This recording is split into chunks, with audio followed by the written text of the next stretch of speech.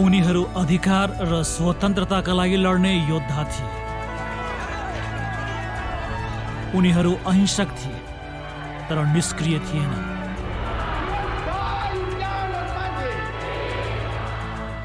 प्रारम्भमा दक्षिण अफ्रिका र तत्पश्चात भारतमा मोहनदास गान्धीले आफ्ना समर्थकहरूमाझ भन्नुभयो, अन्यायलाई अहिंसापूर्वक तिरस्कार गर्नु नै यसमाथि विजय पाउने उपाय हो।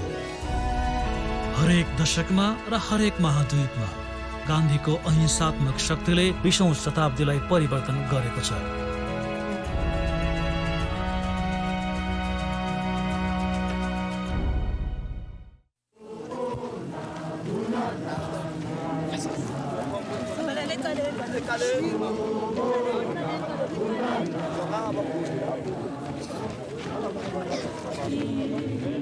हरेक सप्ताहन्त उनीहरू आफ्ना मृतक गाड्ने काम गर्दछन्। गत वर्ष प्रहरीद्वारा हत्या गरिएका अश्वेत युवकहरू बारेको समाचार मौसमको जानकारी जतिकै सामान्य भएको छ।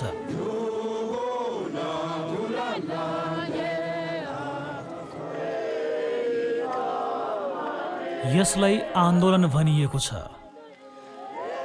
लाखौं अश्वेत दक्षिण अफ्रिकीहरूले समानताका लागि तथा वैधानिक बनाइएको रङ्गभेद अन्त्य गर्न आफ्नो सङ्घर्षलाई तीव्रता दिएका छन्।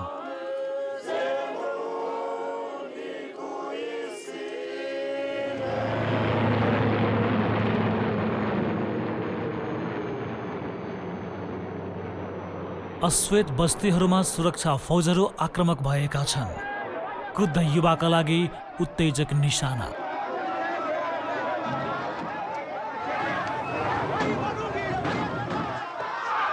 निर्दोष दर्शकहरू समेत बढ्दो हिंसाको घातक चक्रमा परिरहेका छन्।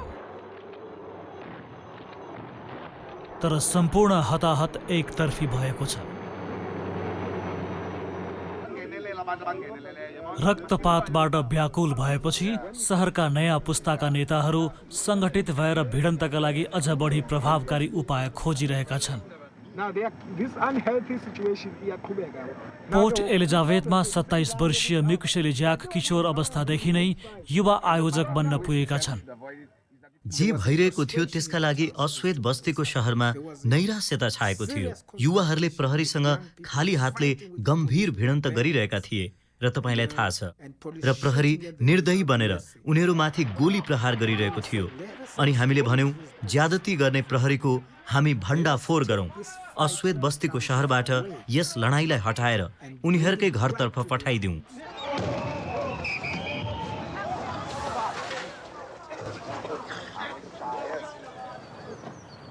दुई माइल टाढा पोर्ट एलिजाबेथमा अधिकांश श्वेतहरू द्वन्द्वको बारेमा अनभिज्ञ छन्। श्वेत अधीनस्थ पत्र पत्रिका तथा राज्य नियन्त्रित टेलिभिजनले सहरको दुरावस्थाको रिपोर्ट गर्दैनन्। तर केही श्वेतहरू रङ्गभेद विरोधी अभियानमा लागेका छन्। तिनीहरूमध्ये एकजना हुन् ज्यानेट चेरी, युवा सामाजिक कार्यकर्ता जो कलेजदेखि नै गैर कानुनी अफ्रिकी राष्ट्रिय काङ्ग्रेस अर्थात् एएनसीका भूमिगत सदस्य हुन्। हामीले यो सङ्घर्षलाई श्वेतहरूको क्षेत्रमा पुर्याउनु पर्दछ भन्ने अवधारणा थियो। यो कुनै जातिवादी अभिप्रायले होइन, तर बुझाइ के थियो भने अश्वेत बस्तीभन्दा बाहिर यसको प्रभाव नपारिकन राज्य कमजोर हुन सक्दैन थियो। अश्वेत नागरिक आन्दोलन अघि बढिरहेको छ। 1983 मा 600 भन्दा बढी सडक समिति, खेलकुद टिम, महिला क्लबहरू जस्ता स्थानीय नागरिक समूहहरूका लागि राष्ट्रिय छाताको रूपमा संयुक्त प्रजातान्त्रिक मोर्चा अर्थात् UDF को निर्माण गरिएको थियो। जब यो संगठन विस्तार भयो, सुरक्षा फौजलाई यी मानिसहरू दबाउन अत्यन्तै कठिन भयो, किनभने अब समुदायभित्र प्रतिरोधका लागि तपाईसँग ठूला केन्द्रहरू छन्। अनि बिस्तारै तपाईले हरेक व्यक्तिलाई न्यायका लागि संघर्षमा सामेल गर्न सुरु गर्नुभयो र बिस्तारै हरेक व्यक्तिले आफ्नो भूमिका देखे। 1985 को मेमा कैयौं महिलाहरू श्वेतहरूको व्यापारलाई बहिष्कार गर्ने सुझाव सहित पोर्ट एलिजाबेथका अश्वेत नागरिक संगठनका नेताहरू समक्ष पुग्दछन्। ग्राहक बहिष्कार श्वेत समुदायमाथि दबाव दिने मिक्सेली ज्याकको उद्देश्य प्राप्तिका लागि पहिलो पटक एक सम्भावना हुन सक्छ। बहिष्कार आयोजकहरूसँग केही हप्ता मात्र बाँकी छ। 5 लाख मानिसलाई अश्वेत सहरभित्रै किनमेल गर्न आश्वस्त गर्नै पर्दछ। यो तयारी शहरका अश्वेत व्यापारीहरूलाई व्यापार गर्नु भन्नका लागि हो र यो कुरा भन्नका लागि हो कि हामीले सामना गर्न गइरहेको लामो सङ्घर्षका लागि आवश्यक पर्ने आधारभूत सामग्रीहरू उनीहरूले भण्डारण गरून् भन्ने हामी चाहन्छौँ।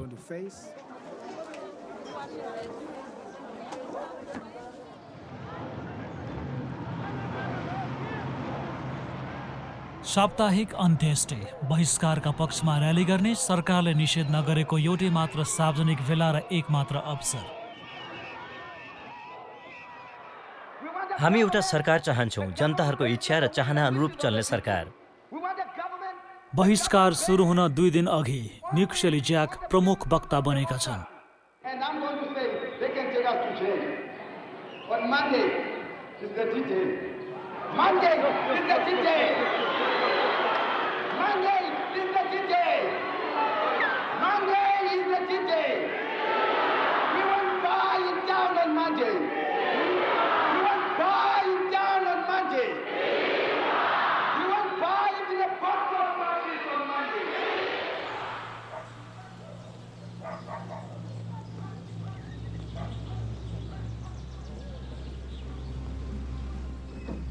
आजको बिहानी पनि सधैँको बिहानी जस्तै देखिन्छ।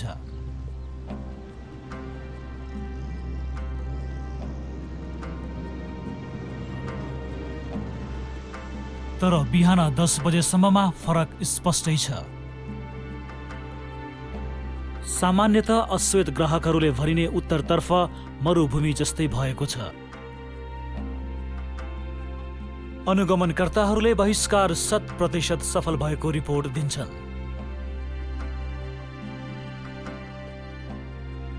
दस महिनाको आन्दोलनमा बहिष्कार सबभन्दा पछिल्लो जुक्ति हो, तर 5 दिनमै यो सबभन्दा बढी प्रभावकारी हतियार साबित भएको छ र यो यत्र तत्र विस्तार भइरहेको छ। रङ्गभेदी शासनको विरुद्धमा वास्तविक चेतावनी। This state of affairs can no longer be tolerated. The government has, in terms of the Public Security Act, Act 3 of 1953, decided to proclaim a state of emergency in the following magisterial districts: Port Elizabeth, Albany, Uitenhage, Cradock, Kirkwood, Somerset East, Adelaide, Port Beaufort, Bedford, Alexandria. दक्षिण अफ्रिकी सेनाले अश्वेतहरूको सहर कब्जा गर्दछ। यात्रा प्रतिबन्धित गरिएको छ, दिन र रात कर्फ्यू लगाइएको छ, सयौंलाई गिरफ्तार गरिएको छ।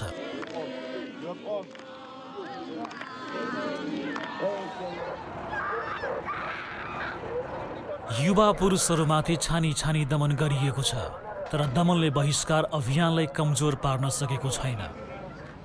नेताहरूलाई गिरफ्तार गर्ने काममा सुरक्षा फौज थोरै मात्र सफल देखिन्छ। दर्जनौं सडक समिति तथा नागरिकहरू बीच छरिएर अधिकांश आफ्नो समुदाय बाहिर गुमनाम रहेका छन्। यदि उनीहरू सङ्कटकाल लागू गर्दछन् भने उनीहरू आतंकित थिए, किनभने हामी प्रभावकारी भइरहेका थियौँ। उनीहरू हामी आइरहेको अनुभूत गरिरहेका थिए। त्यसैले हाम्रा लागि सङ्कटकालले देखायो कि रङ्गभेदीहरूलाई जीवित राख्न असाधारण उपाय अवलम्बन गरिनु पर्दथ्यो र हामीलाई यो थाहा भयो कि रङ्गभेदीहरू सङ्कटमा थिए र हामी त्यहाँ थियौँ। हामी यसलाई धक्का दिन त्यहाँ थियौँ, धक्का दिन, केवल धक्का दिन। ठिक पहिलो 3 हप्तामा पसलहरू बन्द हुन सुरु गरे। तपाईँ यो विश्वास गर्न सक्नुहुन्छ? यो स्वतन्त्रताको उत्सव थियो। एउटा पसल बन्द भएको सुन्ने बित्तिकै हामीले उत्सव गरिहाल्यौँ। धन्यवाद। कृपया अर्को पसल पनि बन्द गर्नुहोस्। धन्यवाद। पक्राउबाट बच्न मिक शेलिज्याक लुक्दछन्।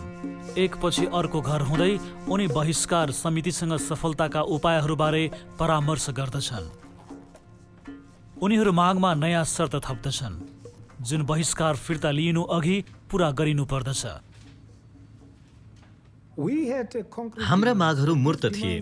ती दिनहरूमा यस्ता मागहरूलाई आजको तुलनामा सामान्य कुराले व्यवस्थापन गर्न सकिन्थ्यो, जस्तै सबै जात जातिका लागि सुविधाहरू उपलब्ध गराउने, अश्वेत बस्तीबाट फौजहरू हटाउने र हामीसँग जे थिएन त्यो उपलब्ध गराउने।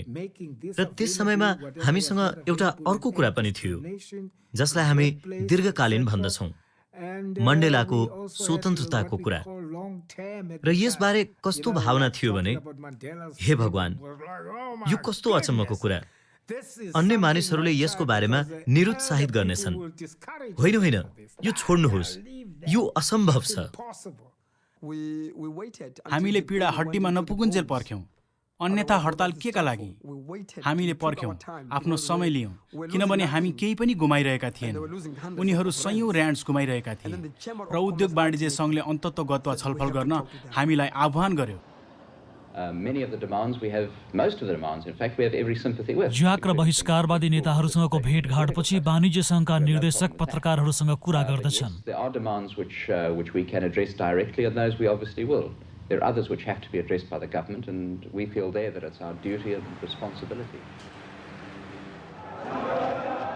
ज्याक धेरै वर्षदेखि युवा नेताका रूपमा परिचित छन्, तर अहिले बहिष्कारवादी प्रवक्ताको रूपमा उनी सरकारका लागि गम्भीर त्रास बनेका छन्। ऊ एउटा अत्यन्तै समस्या सिर्जना गर्ने व्यक्ति थिए। शाब्दिक अर्थमा एउटा सक्रियतावादी, ठीक हो। कर्नेल लरेन्स डुप्लेसिस पूर्वी केप प्रान्तका लागि सैनिक गुप्तचर प्रमुख थिए। तपाईले पहिले भने चाहिँ उनीहरूले अपराध गरिरहेका छैनन्। यदि उनीहरू किनमेल गर्न चाहँदैनन् भने, व्यक्तिहरूबाट यदि उनीहरू किनमेल गर्न चाहँदैनन् भने यो अपराध होइन, तर यो आम कारबाही हो। र तपाईँ के गर्नुहुन्छ? तपाईँ सम्पूर्ण मानिसहरूलाई गोली ठोक्न सक्नुहुन्न, तपाईँ यी सबैले थुन्न सक्नुहुन्न। यो धेरै प्रभावकारी छ। गान्धीले त्यो सुरु गरे, यदि म होइन भने निष्क्रिय प्रतिरोध। जब सुरक्षा फौजहरूले बहिष्कार नटुटेको अनुभव गर्दछन्, उनीहरू कारवाही गर्ने निर्णयमा पुग्दछन्। अगस्त 2 को राति मिक्सेली ज्याक र बहिष्कारवादी नेताहरू पक्राउ पर्दछन् र उनीहरूलाई सेन्ट अल्बन्स कारागारमा लगिन्छ।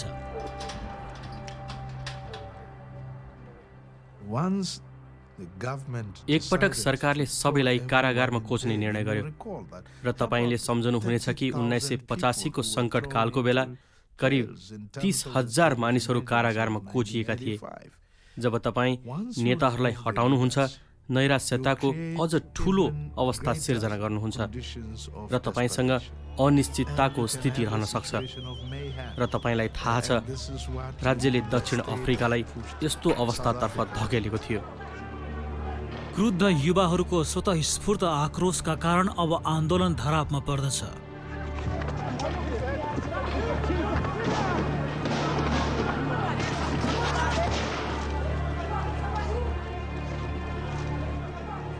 खतराको सङ्केत दिन सक्ने केही साहसी व्यक्तिहरूमध्ये दक्षिण अफ्रिकी चर्चका पाद्री डेस्मन्ड टुटु हुन्। हाम्रो विरुद्धमा प्रयोग गरिहालिए तापनि हामीले विरोध गर्ने खालका विधिहरू प्रयोग गरेर हामीले हाम्रो मुद्दालाई किन ओझेलमा पार्ने? र तपाईँ र म शिर ठाडो गरेर हिँड्ने मध्येको हुनु पर्दछ। हामीले भन्ने छौँ, हामीले विधिहरू प्रयोग गर्यौं, हामीले यस्तो विधि प्रयोग गर्यौं जुन छानबिनमा प्रयोग हुन सक्दछ, कठोर छानबिन।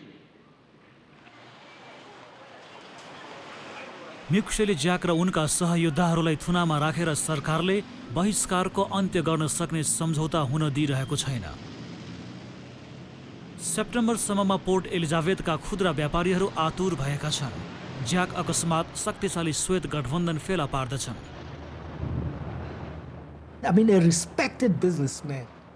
एकजना सम्मानित व्यापारीको भनाइमा हुल्लड र बदमाशको रूपमा वर्णन गरिएका यी व्यक्तिहरूको शिकायतलाई उनले उचित पाए।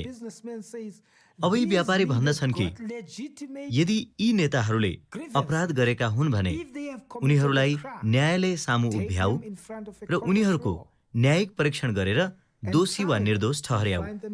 उनीहरूलाई त्यसै बन्दी बनाउने काम नगर। बहिष्कार चौथो महिनामा प्रवेश गर्दछ। हजारौं अश्वेतहरू अझै पनि श्वेतहरूको पसलमा आउँछन्, तर केही पनि खरिद गर्दैनन्। श्वेत व्यापारीहरू सम्झौताको एउटा प्रस्ताव अघि बढाउँछन्। बहिष्कार स्थगन गरिनेछ यदि व्यापारीहरू अश्वेत नेताहरूको रिहाईको व्यवस्था गर्न सक्छन् भने। हामीलाई यी श्वेत व्यक्तिहरूसँग शत्रुता जागृत गराउने इच्छा थिएन, बरु हाम्रो विचारलाई घर घर पुर्याउनु थियो। तपाईलाई थाहा छ, तपाईँ यसलाई रोक्नुहुन्छ भने पनि वास्तवमा यसले दुईवटा उद्देश्य पूरा गर्यो। हाम्रो क्षेत्रमा क्रिसमसका लागि किनमेल गर्न जाने दबावले हाम्रै समूहभित्र केही फाटो ल्याउने काम गर्न सक्थ्यो। तसर्थ हामीले एउटै ढुङ्गाले दुईवटा चरा हिर्कायौँ। एउटा ती मानिसहरूलाई बचायौँ र अर्को लडाईँका लागि हाम्रो एकतालाई अक्षुण्य पनि राख्यौँ। व्यापारीहरूले बहिष्कार समितिसँग गम्भीर वार्ता सुरु गरेकाले क्रिसमसको किनमेल सामान्य भएको छ। मिक्सेली ज्याक तथा उनका साथीहरू अन्तिम समय सीमा तय गर्दछन्। उनीहरूका माग मार्च 31 सम्ममा पूरा भएनन् भने बहिष्कारले निरन्तरता पाउनेछ। उनीहरूको छोटो समयको सफलताले पोर्ट एलिजाबेथका अश्वेतहरूलाई विश्वासको अनुभूति प्रदान गरेको छ। उनीहरूका नेताहरू कारागारबाट मुक्त गरिएका छन् र फौजलाई फिर्ता बोलाइएको छ। तर समय सीमा नजिकिँदै जाँदा आफ्ना प्रमुख राजनीतिक मागहरूतर्फ प्रगति नभएकाले उनीहरू नयाँ बहिष्कारको तयारी गर्दछन्। अनपेक्षित रूपमा मार्च 11 का दिन सरकारले दुई नागरिक नेताहरूमाथि प्रतिबन्ध लगाउँछ। तिनीहरूमध्येका एक हुन् मिक्सेली ज्याक। प्रतिबन्धको स्वरूप नजरबन्द हो जसले सम्झौता वार्तामा अवरोध पुर्याउँदछ। त्यस बेला त्यहाँ अन्तर्राष्ट्रिय दबाव सृजना भएको थियो। यो अब कति पनि रङ्गभेद थिएन। सानो रङ्गभेद यो पूर्ण अधिनायकवादी थियो भन्ने रहस्योद्घाटन गर्दै, किनभने प्राय सबै पत्रिकामा रोक लगाइएको थियो, प्रत्येक व्यक्तिलाई रोक लगाइएको थियो र तपाईलाई त्यस बेलाको याद छ भने प्रमुख संस्थानहरू भागिरहेका थिए। तपाईलाई थाहा छ, यो लज्जास्पद थियो। दक्षिण अफ्रिका विरुद्ध आर्थिक नाकाबन्दीको विषयमा अमेरिका तथा युरोपमा छलफल चलिरहेको छ। अधिकांश सरकारहरूले राज्य केन्द्रित नाकाबन्दी लगाउँदा सरकारलाई भन्दा पनि सर्वसाधारण जनताले असर पर्ने भनेर प्रतिरोध गरिरहेका छन्।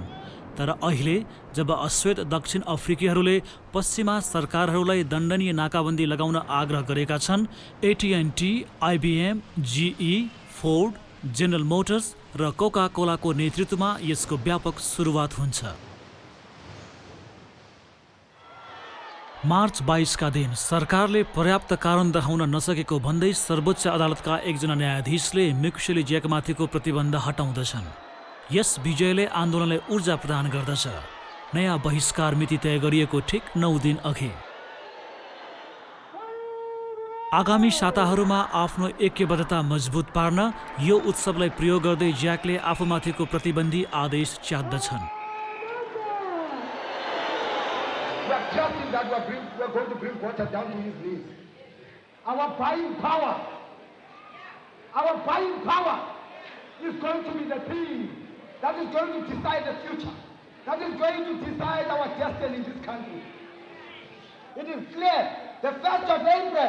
We know we will not buy him in a bubble gum town.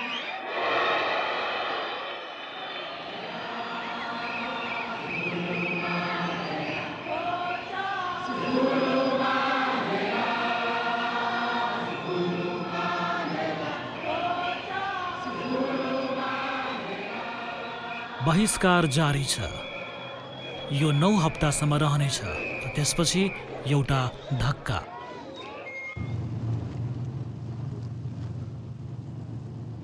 हजारौंलाई पक्राउ गर्दै सुरक्षा फौजले अश्वेत बस्तीहरू उजाड बनाउँदछन्। सरकारले गोप्य रूपमा सङ्कटकाल लागू गरेको छ। घण्टौंसम्म प्रहरीले अश्वेत नागरिक मजदुर युनियन UDF, दक्षिण अफ्रिकी चर्च परिषदका कार्यालयहरूमा छापा मार्दछ, पक्राउ गर्दै र दस्तावेजहरू जफत गर्दै।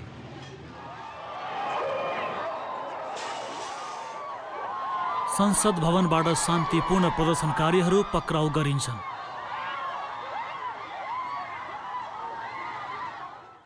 damage to 11 church धरपकड buildings in सुरु South भएको 16 घण्टा पश्चात राष्ट्रपति It is बोथा clear, संसदमा Mr. बोल्दछन्। Speaker, that black revolutionaries उनी एएनसी तथा साम्यवादी दलको enjoy the सशस्त्र spontaneous क्रान्तिबाट support हुन of the सक्ने majority चुनौतीबारे of blacks गुप्तचरको प्रतिवेदन उद्धृत गर्दछन्।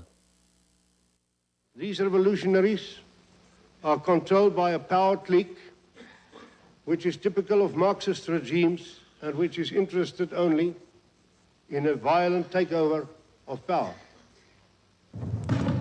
It is not possible for the reasonable majority to continue the search for a peaceful and democratic solution. एक वर्षभन्दा कम समयमा यो दोस्रो सङ्कटकाल हो।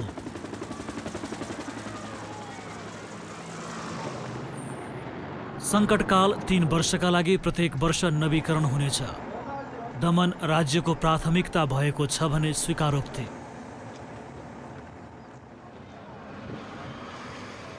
रङ्गभेद विरोधी शक्तिहरू भूमिगत भएका छन् तर सकिएका छैनन्। उनीहरूले सरकार गिराएका छैनन् तर अहिंसात्मक आम कारबाहीले यसको वैधता चकनाचुर पारेको छ। रङ्गभेद प्रणाली अब धान्न सकिने अवस्थामा छैन।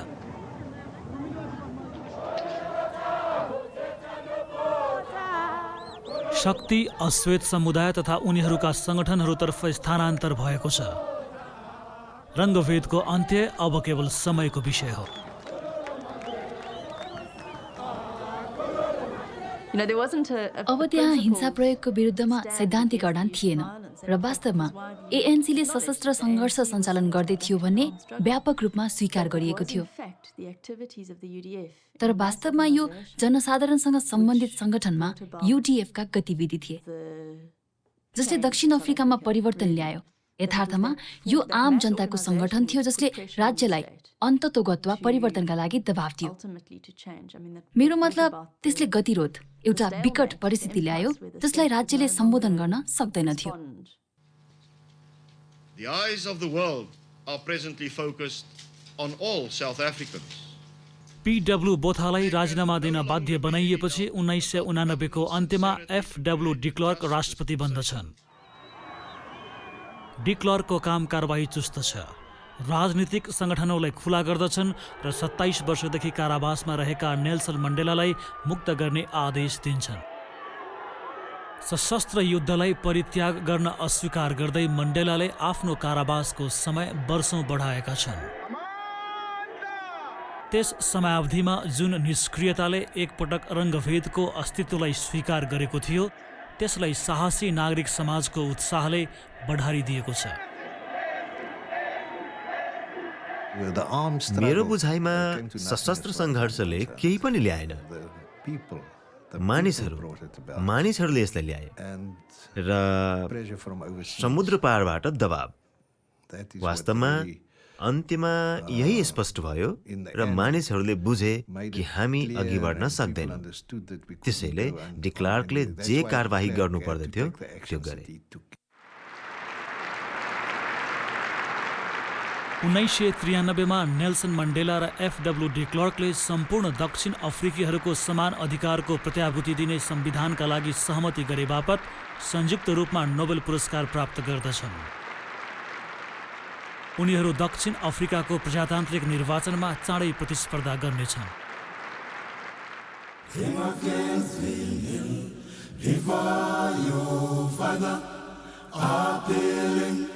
Asking for a place in the rest of the country.